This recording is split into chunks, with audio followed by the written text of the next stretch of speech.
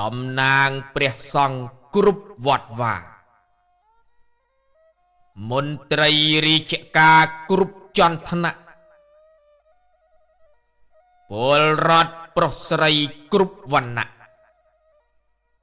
យុទ្ធមិត្តស្មោះស្ម័គ្រនិងខេមរា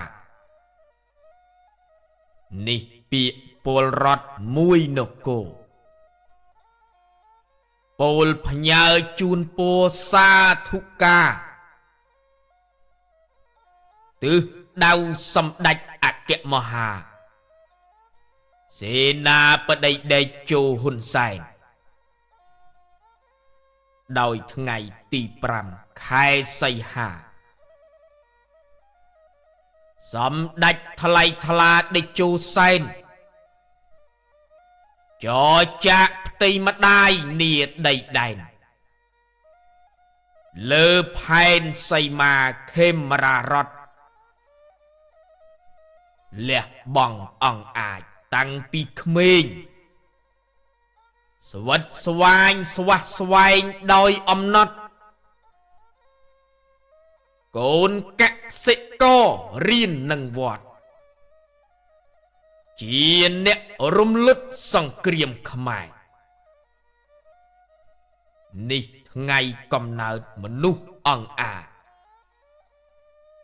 អ្នកដេជាតិដាច់ជាហូហែជាអ្នកសង្គ្រោះប្រទេសខ្មែរចេញពីអន្តេរដ្ឋីខ្មៅជនមាយុ75ឆ្នាំមរតកលោកផ្សំអង្វែងទៅដាំដើមសន្តិភាពឬចាក់ជ្រៅតពងវងផៅខ្សែមខ្សានកាជូនពរទាំងឡាយ4ប្រការសម្ដេចដ៏ក្លាហានអស្ចារ្យចាតារោពុទ្ធបុរាកើតកើនរក្សាគ្មានអ្វីបាំងជួសឲ្យពលរដ្ឋមួយនគរសាធុការពរដល់មនុស្សខ្លាំងនាថ្ងៃកំណើតអ្នកចម្បាំងជួយខ្មែរតតាំងគ្រប់សង្គ្រាមសូមឲ្យសម្ដេចនិងគ្រូសាជួបតែសុខាជានិយាម